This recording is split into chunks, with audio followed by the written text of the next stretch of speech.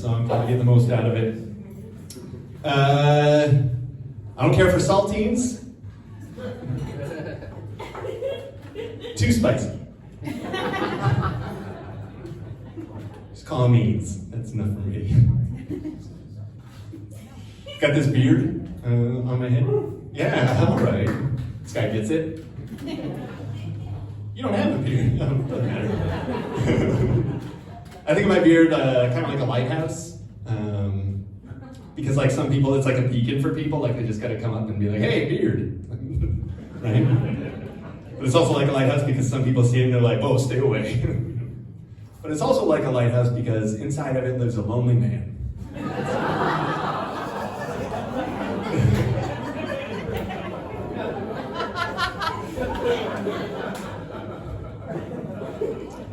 I'm an only child. Any other only children out there? I don't care.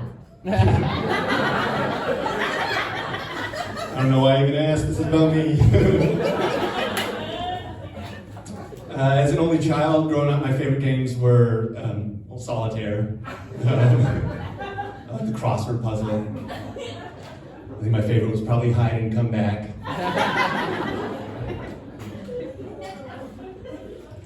It's also called Mommy Needs a Minute.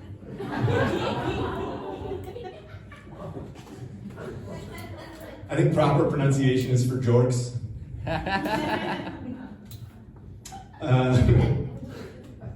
I got into an auto wreck on a staycation. I'm sorry, I misspoke. I got into autoerotic asphyxiation.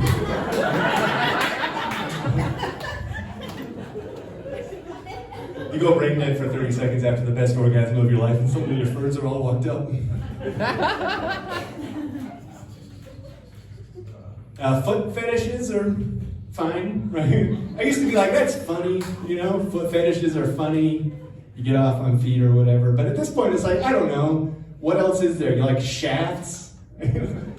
So what? You know, I don't know. Nipples? That's your thing? Whatever. I don't care. I'm going to say a word here, speaking of nipples, that's, I think is going to change the tone of the room a little bit. I'm not 100% sure I should be saying this word. Like, a lot of people can say it, but it's one that sometimes people who look like me don't really get away with. And that word is titties. That's the laughter of relief right there. Titties is going through some, it's a linguistic reclamation, they call it right now. Like people are taking, it used to be like, put them on the glass, that kind of thing. And now it's like, there's some power behind it. You know, like, it used to be like, it was an uncle word, you know? Like it was a word that uncles would say, right? Like alimony or Trump. But now, like, ladies are taking it back. They're like, these titties vote. But it's been so spoiled by people like me. But I think we should all be proud of it. You know, I think we should be proud of any word about titties. Because there's no other species that does titties as well as us. We really crushed it. We knocked it out of the park. Iguanas, surfboards, right? Crows, get out of here. Manatees, more like memory teas. I don't know.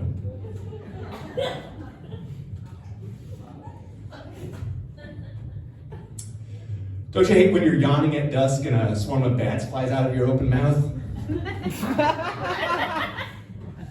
It's even weirder in the morning when they fly back in. Don't you hate when you sit down too hard and your butt plug clacks off the church pew?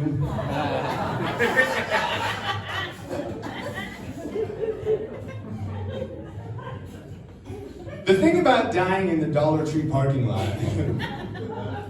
is that somebody will find you.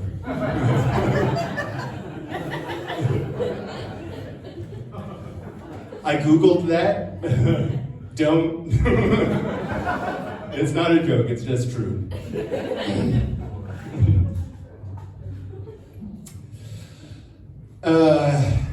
I'm pretty good at impressions. You guys want to hear some impressions? We'll start off with, this is my impression of a sassy millennial Boy Scout. You ready for sassy millennial Boy Scout? Can you not?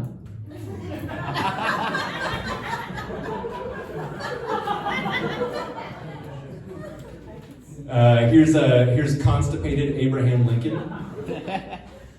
This too shall pass. Yeah, he said that about the Civil War, I know. And now it's a poop joke. Here's my impression of a guy who refuses to understand stuff. Pediatric surgeon, no thanks. I'll take an adult. I just don't trust a 5-year-old with a scalpel.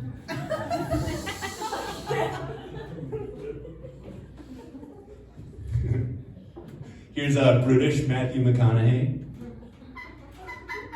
I haven't even done it yet. That wasn't it. That wasn't it.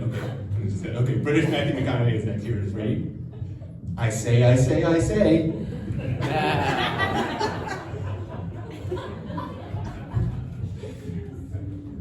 That's nothing too good. It's not funny. I'm sorry. All right, I've got one more impression. This is my impression of bi-curious John Mayer. Bi-curious John Mayer. Your body makes me wonder, man.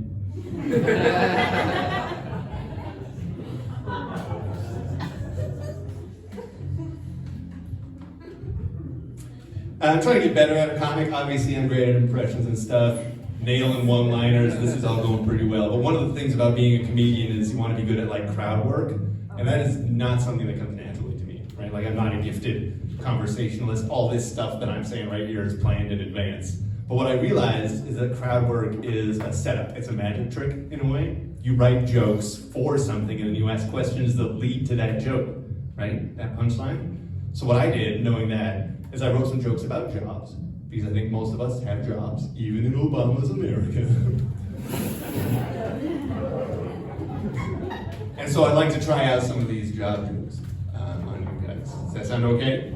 I'm gentle, I promise. Can we start over here? Are you employed, man? And what is it that you do? You're a consultant. I got nothing for consultants. Let's come over here. Yeah, you. What do you do? You're a consultant too. All right.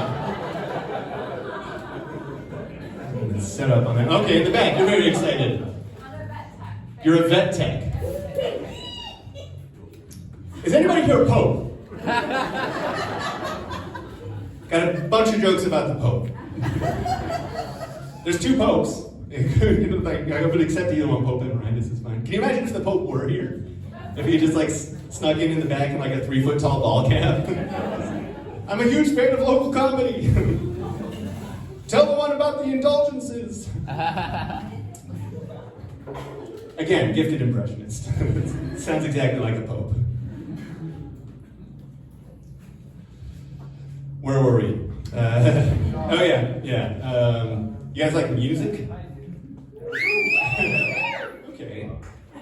Play an instrument. Go ahead. I love music. I noticed there's a lot of songs about women with big butts. Have you guys noticed that? Right? You got like Sir Mix-a-Lot, Baby Got Back, which Nicki Minaj sampled for Anaconda. Freddie Mercury wrote Fat Bottom Girls Make the Rocking World Go Round.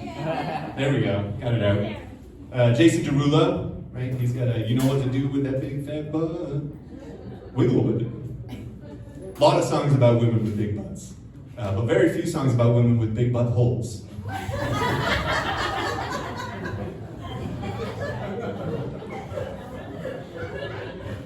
Now I know you hear that and you're thinking there's a hole in the market, maybe I need a finger or 2 in there. Hang on. I'm working on the first one.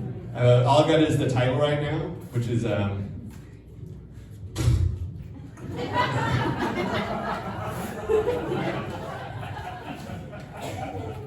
kind of visual. But I painted myself into a corner here because Will Bryan's in it.